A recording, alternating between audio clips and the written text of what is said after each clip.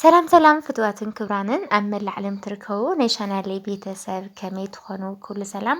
እግዚኣብሔር ይመስገን ብወገነይ ሰላም እየ ንስኻትኩም እውን በብዘለኹምዎ ሰላምኩም ብዝሕ ተረፍ ክብለለይ በዓልቲ ሙሉእ ተስፋ እያ እንኳዕ ድማ ናብ ቻናለይ ብሰላም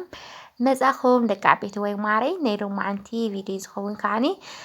ብናይ ሕቶትኩም መሰረት እየ ሒዘልኩም መፅእ ዝኒኹ በዓል ሞያ ንካረይ ክንደይ ሰሪሕልኪ ዝበልኩምኒ ብርግጽ ሰሪሕየ ነይረ እንድያ ሓድሽቲ ዝመጻኹም ክትኮኑ ትኽእሉ ዝሮ ግን ችግር የብሉን ያው ከምዛ ቃል ዝኣተኽዋ መሰረት ዝኾነ ይኹን ኮሜንት ክምልስ እዮ ማለት እዩ ክብራት ኣሕዋተይና ከምኡ እውን ናይዛ ዘኮሎ ዋጋ ኣይነገርኩኹምን ነይራ ክንደይ ትውድእ ብኸመይ ትስራሕ ንካርያ ክንደይ ሰሪሖማ እውን ክነግረኩም እያ ካብኡ ሓሊፋ ከዓኒ ሰራሚክ ማለት እዩ ደቂ ዓበይቲ ወይ ዋግኡ ክነግረኩም እየ ሕዚ ወስኽ ስለ ዘለዎ ዝሓድሽ ዋጋ እውን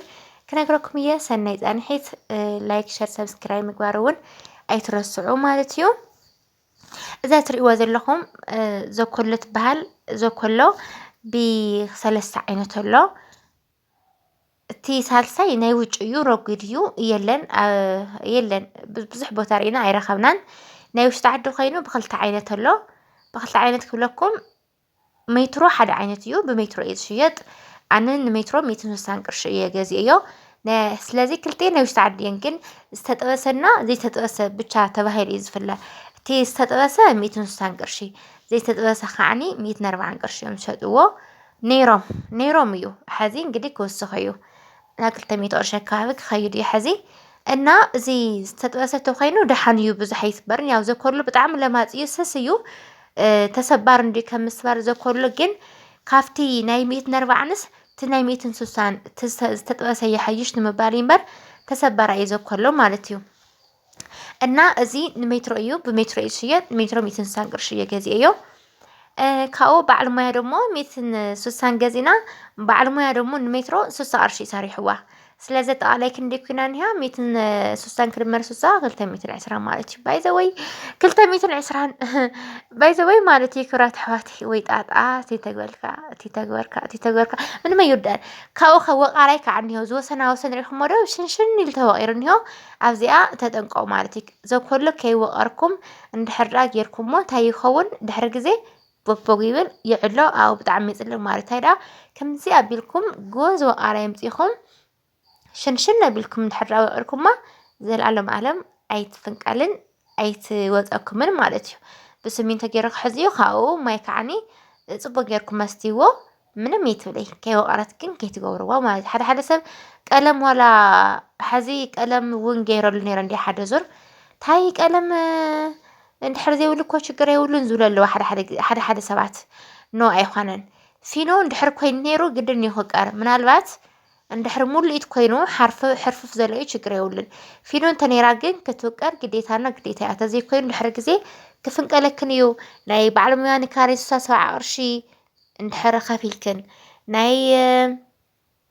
ዘኮሎ 100 ገለ እንድሕር ከፊልክን ስሚንቶ 2000 ሒፍክን ገዚእክን ተስሪሖኖ ብጣዕሚ ኪሳራ እዩና ብጣዕሚ ጥንቃቐ ግበራሉ ማለት እዩና ዝረዝሮ ናይ ሰራሕተኛ 60 ቅርሺ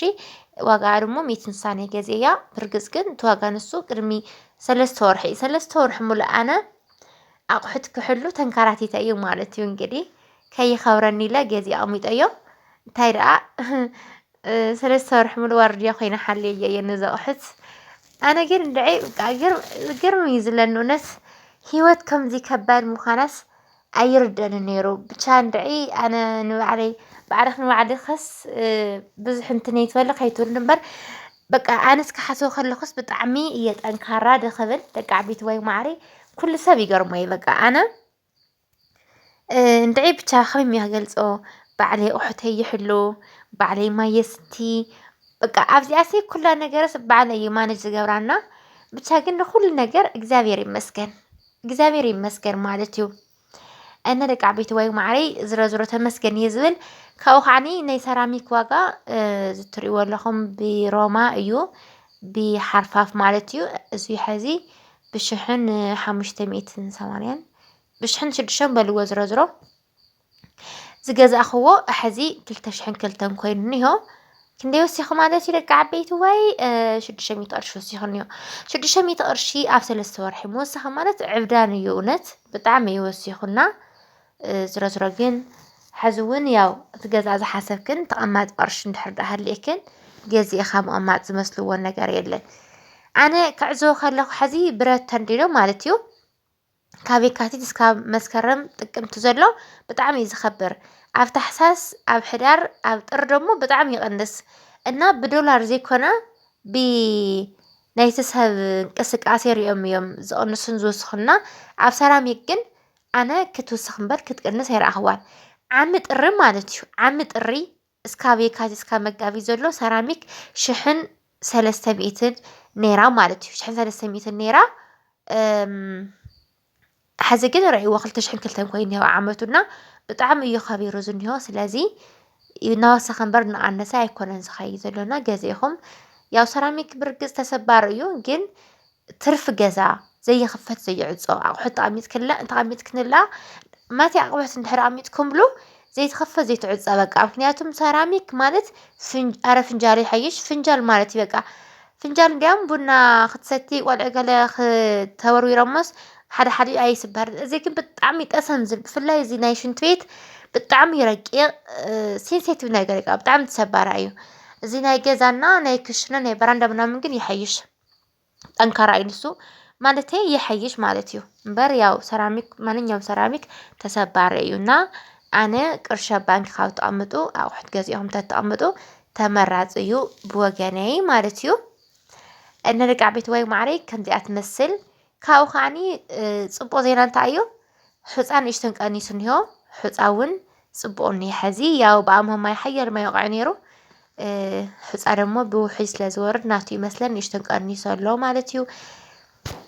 ስሚንቶ እውን ናይ 30 ቅርሺ ቀኒሳ ኣላ ደቂ ዓበይቲ ወይ ስለዚ ያው ናይ ሰራሚክ ከምዚኣ ትመስል ክብራት ኣሕዋተይ ስለዚ ማንኛውም ኣቑሑት እናገዛእኹም ኣቕምጡ ማለት እዩ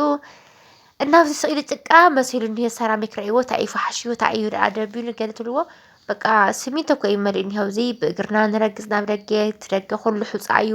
ስሚንቶ ሕፃኡ ንረግፅ ኣብዚ ከዓ ንርስሖ ረእይዎ እስኪ ከም ዘለዎ ስሚንቶ እዩ እኒሄ ማለት እዩ ኣብና ንጠባጠው ዋይ ኢደይ በቃ ክሞት እየ ኢለን እዚ ከፅሪ ካብኡ ከዓ ሰራሚክ ክትገብራ ከለኽን ከምዚኣ ጌርክን ዓይኒ ዓራት ጌርክን ውቐረኣ ሰራሚክ ከይወቐርክን ከይትሰርሓ ምክንያቱም ድሕሪ ግዜ ስሚንቶ እናሑፃ ብደንብ ስለ ዘይሕዝ ንላዕሊ ቦግ እዩ ዝብልና ሰራሚክ ክትገብራ ከለኽን ይኹን ዘኮሎ ክትገብራ ከለኽን ይኹን ከምዚኣ ጌርክን ወቂርክን ርኢኽኖ እዚ ብጣዕሚ ጎበዝ ወቓራይ ፅቡቅ ገይሩ ወቒሩለይ ሰብ ዝርአዮ እንዲኦም እንዴ ከምዚ ጌርካ ድዩ ቆርዩ መዓልታዊ ዲኻ ሰሪሕዮ ወይስ ብካሬ ገለ ይብልንዋ ብካሬ ባ እሞ ከምዚ ጌርካ ድዩ ቆርዩ ብጣዕሚ መፂዕቕዎ በቃ ከመይ ድዩ ምክንያቱም ሓደ እኒአው ብጣዕሚ ርጉማን በቃ ኣብ ሓንቲ ሜትሮስ ኣብ 3-4 ቦታ ንኸብሎም ኣፍታን እየ ከዓ ይወቕረና እዚ ብደንብ ገይሩ ወቒርዎ እዩ ንዓይ ሕፃ ስሚንቶ ዝውድአን እምበር ግን የጥንክሮ በቃ ግጥም ኣቢሉ እዩ ዝሕዞ እና ብደንብ ጌርክን ነውቅርኦ ደቂ ዓበይቲ ወይ ማለት እዩ